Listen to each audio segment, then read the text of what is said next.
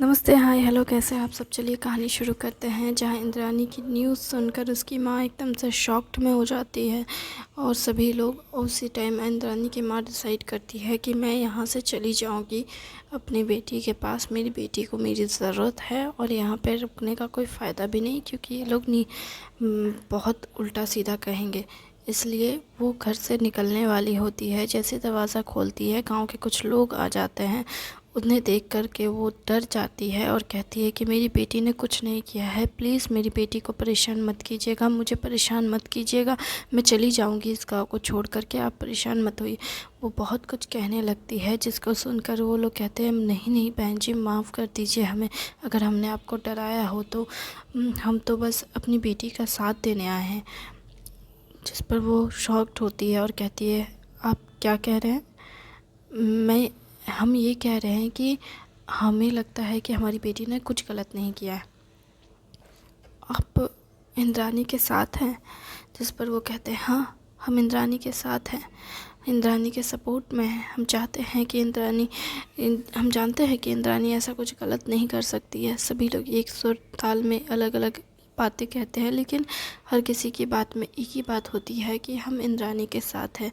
कोई कहता है कि इंद्रानी की गलती नहीं है, कोई कहता है इंद्रानी ने अगर किया भी है तो ये भी गलत नहीं है, क्योंकि उसने दूसरों की मदद करने के लिए ये किया है। दूसरों की जान बचाने के लिए कोई भी किसी की अपनी जान की बाजी नहीं लगाता। उसने जो किया है बिल्कुल सही किया है। सभी लोग अपने अपने मत रख रहे होते हैं और इंद्रानी की माँ वो सब सुनकर खुश होती है मन ही मन, लेकिन फिर भी वो कहती है कि अच्छा लगा आपकी इस तरह की बातें सुनकर, लेकिन मैं अपनी बेटी के पास जाना चाहती हूँ। जिस पर वो कहते हैं ठीक है, आप चलिए जाइएगा बहन जी, हम भी जाएंगे आपके साथ अपनी बेटी से मिलने। न्यूज़ वाले लोग पूरा घर को घेर कर रखा है, तो हम भी जाएंगे, उन्हें वहाँ से बाहर निकालेंगे।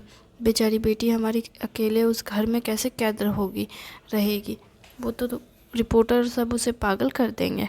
जिस पर वो कहती है कि आप सही हैं, लेकिन ये सब करने की आपको ज़रूरत नहीं है, मेरी बेटी समझदार है तो वो अपना ख्याल रख लेगी।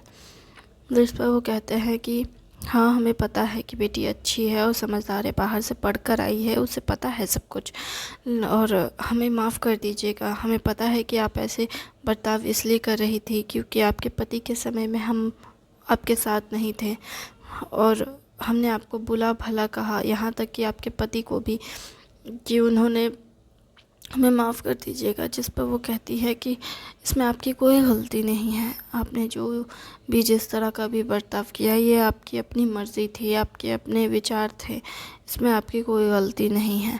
आपको लगा कि मेरे पति गलत है इसलिए आपने ऐसा किया, लेकिन आपने ये भूल गए कि मेरे पति हमेशा से इस गांव के लोगों के बारे में सोचते आए थे।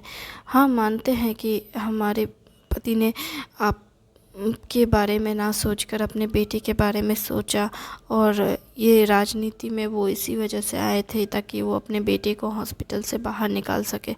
लेकिन मेरे पति ने कभी भी गांव के बुराई के बारे में, गांव के लोगों का बुरा कुछ करने के बारे में नहीं सोचा। उन्होंने हमेशा चाहा कि गांव के लोग हमेशा खुशहाल एक बेहतरीन ज़िंदगी जिए। इसलिए उन्होंने अपना व्यापार भी गांव के ही लोगों को सौंपा, ताकि वो अच्छे से बिजनेस बढ़ा सके और लोगों को मदद कर सके, अपना घर परिवार चला सके।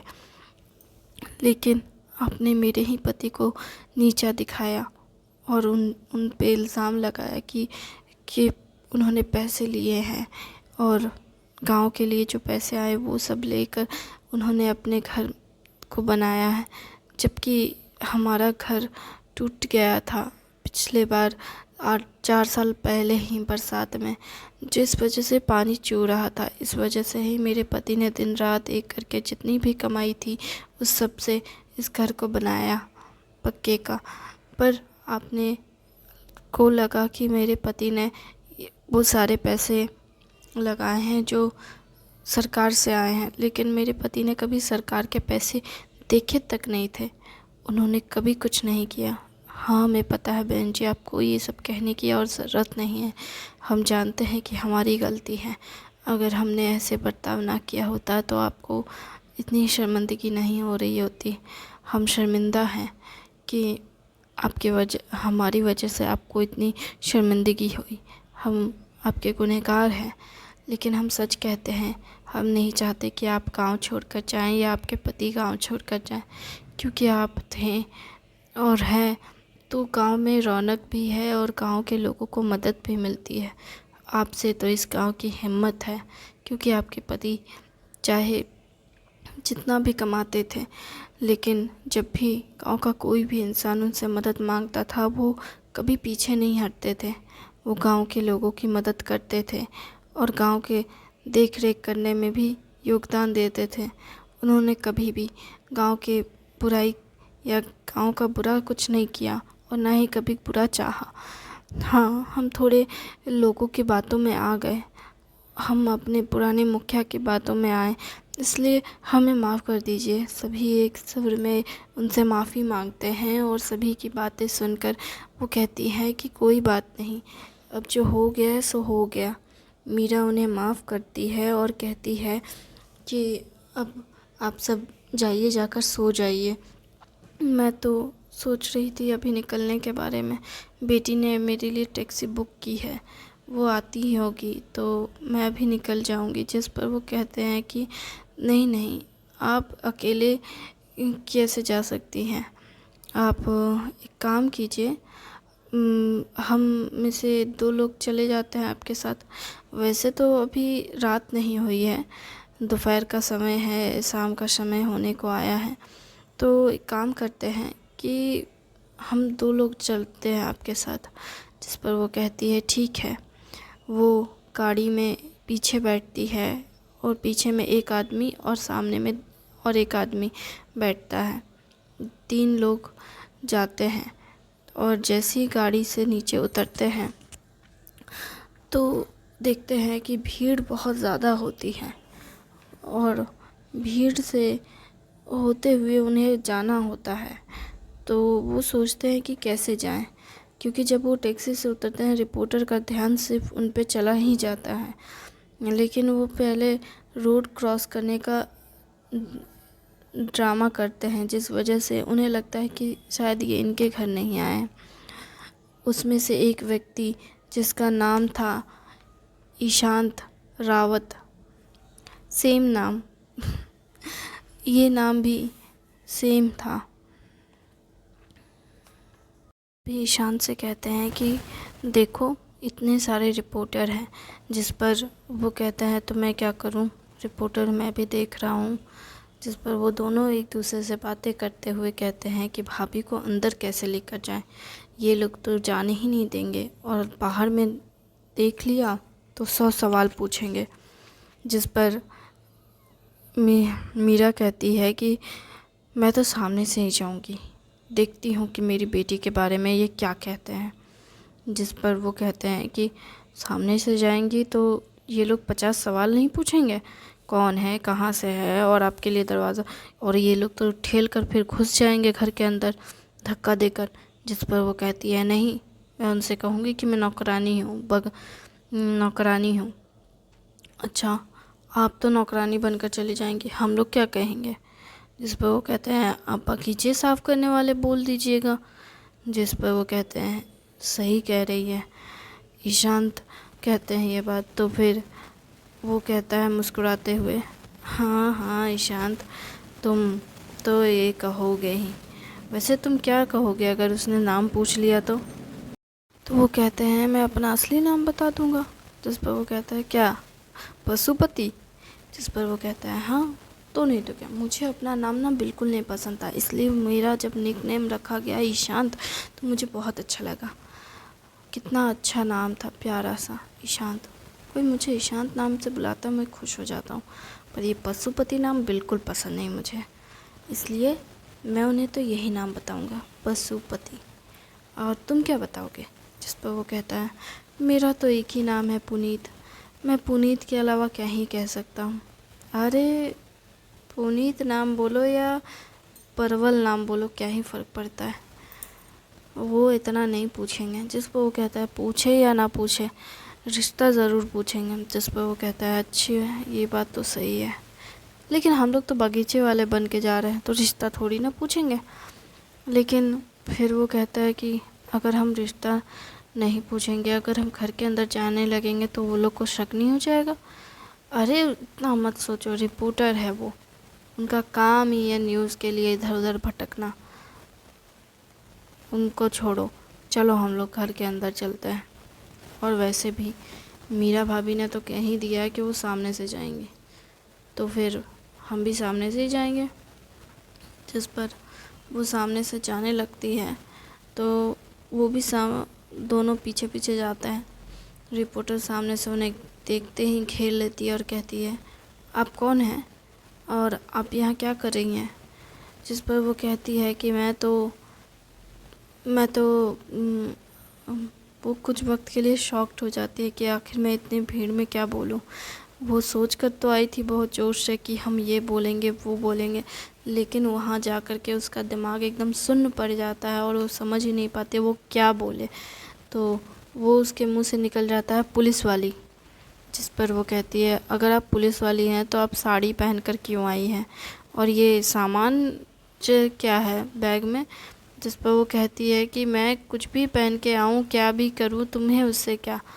मैं देखूँगी ना कि मुझे क्या करना है नहीं करना, और तुम कौन होती हो मुझसे ये सवाल जवाब करने वाली? जिस पर वो कहती है, मैं तो रिपोर्टर हूँ।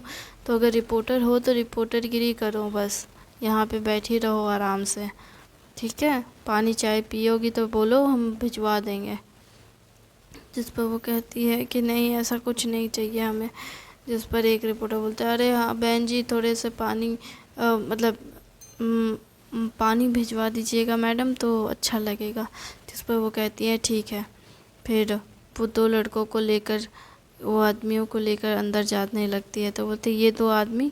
जिस पर वो कहते हैं क्यों, मैं अगर पुलिस वाली हो तो ये तो कांस्टेबल होंगे ना?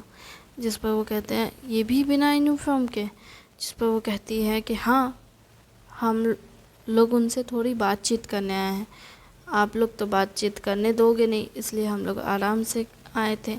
लेकिन वो बच्ची भी है, डर ना जाए पुलिस यूनिफॉर्म देख करके, इसलिए वो बच्ची है। जिस पर वो कहती है हाँ, छोटी सी तो बच्ची 18 साल की तो है। जिस पर वो कहती है हाँ वो बात सही है, लेकिन आपको कैसे पता उसकी उम्र क्या है? जिस पर वो कहती है अगर मुझे नहीं पता होगी तो आपको पता होगी। मैं केस की छानबीन कर रही हूँ कि आप कर रही हैं? जिस पर वो कहती है आप कर रही हैं। ये बोल करके वो उन्हीं को पोपट बना करके वहीं से निकल जाती है और सीधे अंदर घुस जाती है, दरवाज़ा ठकठका कर। इंद्राणी जैसी दरवाज़ा देखती है, खोलती है, तो वो अपनी माँ को देखकर शॉक्ड होती है और उन्हें आने के लिए प्यार से कहने वाली होती है। तभी वो एकदम एटीट्यूड में जाती है और कहती है दरवाज़ा खोलो, मुझे अंदर जाना है, तुमसे बात करनी है। वो ये एटीट्यूड में कहती है और फिर वो कांस्टेबल भी अंदर चले जाते हैं और वो दरवाज़ा बंद कर देते हैं। अंदर घुसते ही वो उसकी माँ राहत की सांस लेती है और कहती है, ओए माँ मैं क्या करूँ, हे भगवान मैंने क्या किया बाहर में, हे भगवान मैंने क्या कर दिया। वो लोग क्या सोचेंगे अगर पुलिस वाले को सच में पता चल गया हो ऐसा कुछ हुआ है? मैं तो न्यूज़ में आऊँगी ना, पता नहीं क्या होगा। हे भगवान, कैसे पता क्या होगा।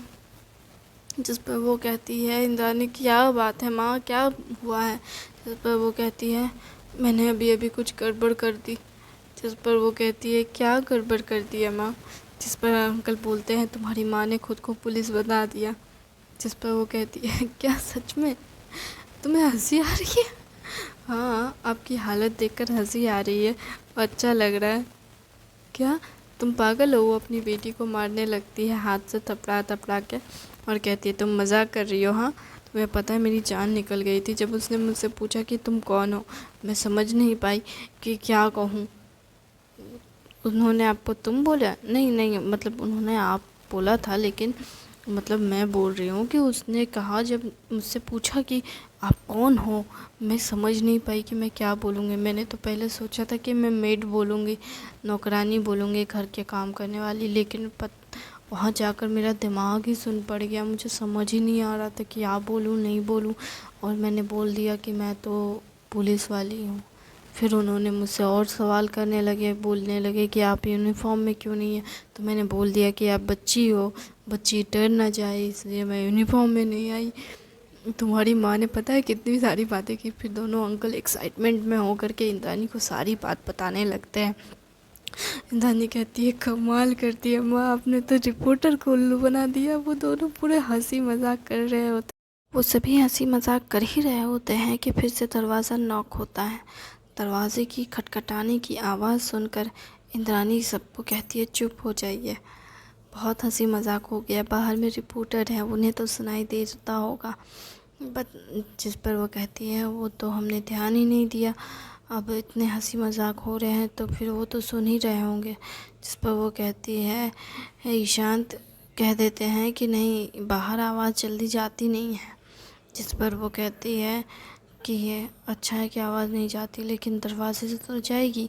जिस पर वो कहती है तो जाने दीजिए ना, क्या ही फर्क पड़ता है माँ, इतना मत सोचिए, आप चलो आराम करते हैं।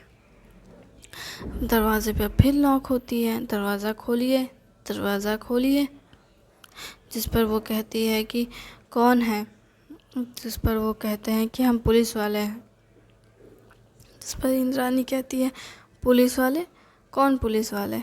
जिस पर वो कहते हैं दरवाज़ा खोलिए वरना हम दरवाज़ा तोड़ कर अंदर आ जाएंगे, हम सच में पुलिस वाले हैं। जिस पर वो कहती है ठीक है, हम दरवाज़ा खोलते हैं, पर आप रिपोर्टर तो नहीं है ना। जिस पर वो कहते हैं नहीं, हम रिपोर्टर नहीं हैं, दरवाज़ा खोलिए। जिस पर रानी थोड़े सहमे हुए अंदाज में दरवाज़ा खोलती है और देखती है सच में पुलिस आई हुई है।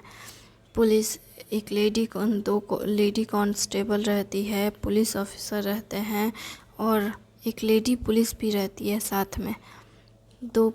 सीनियर पुलिस ऑफिसर और 2 कांस्टेबल होती है। वो 4 लोग आते हैं और इंद्रानी से कहते हैं कि हमें आपसे बात करनी है। जिस पर सभी कहते हैं कि ठीक है, आपको हमारी बेटी से बात करनी है तो हमें आप पहले हमसे बात कर लीजिए, हमारी बातें सुन लीजिए, उसके बाद आप हमारी बेटी से जो बात करना चाहते हैं कीजिए। जिस पर वो कहते हैं कि गलती जिसने की है बात तो उसी से करनी होगी, बाकी आप समझ लीजिए कि आप हमें बात करने देंगे या ये मुद्दा कोर्ट तक जाएगा, थाने तक जाए। हम खुद यहाँ आपसे बात करने आए हैं, दोबारा नहीं आएंगे। दोबारा अगर हमें आना पड़ा तो इस बार हम नहीं बल्कि आपकी बेटी आएगी सीधे पुलिस स्टेशन। जिस पर वो कहते हैं ठीक है, बात करते हैं। फिर सभी लोग दरवाज़ा लॉक करते हैं, नहीं जा रहे होते हैं। जिस पर वो कहते हैं नहीं, वहाँ हमारी ऑफिसर्स रहेंगे। जिस पर जो 2 कांस्टेबल लेडी रहती है वो अंदर की ओर रहती है और 2 बाहर कांस्टेबल रहते हैं जेंट्स, जो बाहर खड़े रहते हैं। रिपोर्टर उनसे कहते हैं कि क्या इससे पहले भी तो पुलिस गई थी, आप भी पुलिस वाले हैं क्या, सच में पूछताछ होने वाली है, क्या हो रहा है आप बता सकते हैं।